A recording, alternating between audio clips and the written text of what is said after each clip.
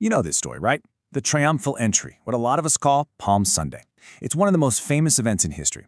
But behind those familiar images of crowds waving palm branches, there are all these layers of hidden meaning. And to really get it, we've got to look a little closer at the details.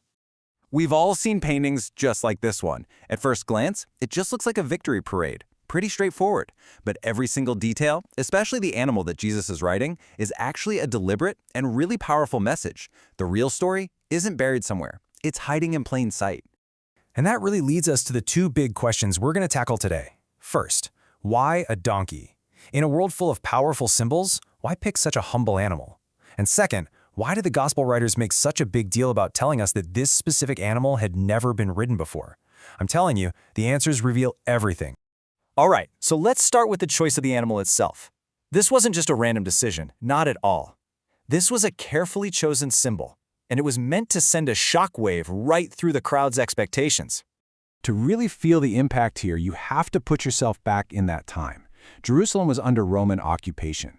The people were just desperate for a Messiah, a king who would be a military hero, a new King David who would come in and overthrow their oppressors with force. They were ready for a warrior.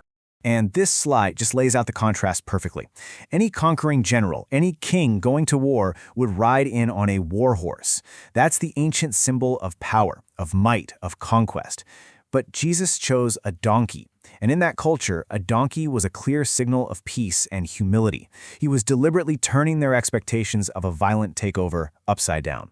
Yeah, and this just beautifully illustrates the point. He was absolutely declaring his kingship, no doubt about it, but he was also redefining what that meant. His kingdom wasn't about overthrowing Rome. It was about overthrowing sin and death. He was coming as a spiritual king, not some political revolutionary. And, this wasn't coming out of nowhere. The crowd would have remembered their own history, specifically King Solomon, who rode his own father David's mule to his coronation. So this wasn't a symbol of humiliation, it was a well-known sign of legitimate, peaceful succession. The message was crystal clear. I am the rightful king, but my reign is going to begin in peace. Okay, so the donkey makes sense now. We get it. But that brings us to that second and maybe even more fascinating detail. Why did it have to be a colt that had never been ridden? This is where the story gets really, really deep. Both Mark and Luke make a point to include this specific detail. And, whenever you see something repeated in scripture like that, it's like a big flashing sign that says, pay attention. This is not just some throwaway line. So, what does it mean? Well, it all comes down to this idea called the consecration principle. This was a core concept in the Old Testament, that anything, whether it's an animal, an object, even a person, that was set apart for a sacred or holy purpose had to be pure, special, and a lot of the time, totally unused for any ordinary task. And you see this pattern all over the Old Testament. For instance, the heifers they used in purification ceremonies could never have been yoked for farm work. All the sacrificial animals had to be perfect without any blemish. And remember when the Ark of the Covenant was moved? It was placed on a brand new cart. There's this clear pattern. What is meant for God must first be set apart from everything else. So, you see where this is going. The unridden colt fits this pattern perfectly. It wasn't just some random animal. It was a consecrated vehicle, set apart from birth for this one single sacred moment to carry the king into his holy city. So now we've got these two really powerful symbols working together. But that little detail about the colt being unridden, well, that adds even more layers. It's about purity, and it's about a very quiet but profound display of authority. I mean, just think for a second about what unridden really implies. This animal had no prior master. It had never been broken or dominated by a human will. Its allegiance was completely undivided. It was a blank slate, representing this untouched holiness that was perfectly suited for the one who was himself without sin. And here's the quiet little miracle tucked inside the story.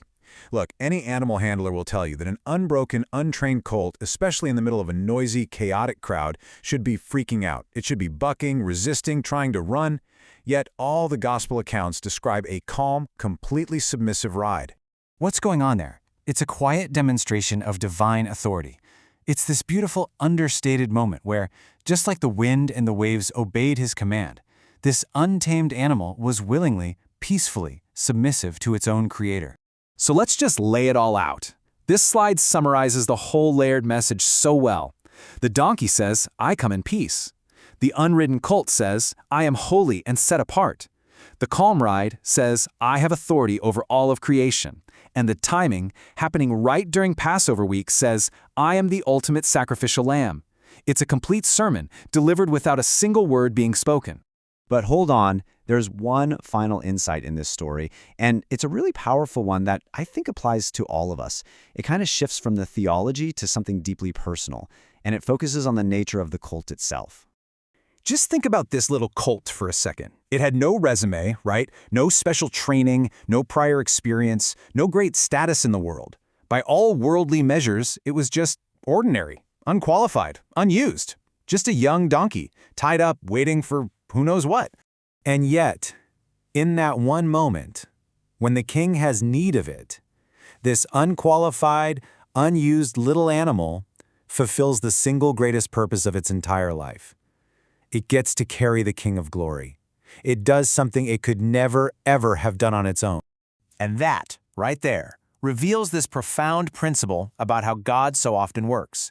He chooses the things the world overlooks, the things that have never been used, the things that seem weak or unqualified, the people and the talents that have no prior claim on them, and he uses them for his glory. So this whole story really leaves us with a question, doesn't it? The tale of the unridden colt isn't just about ancient history, it's kind of a mirror. It asks us to look at our own lives and wonder, what part of me feels unused or untrained or unqualified that is maybe just waiting for its highest purpose?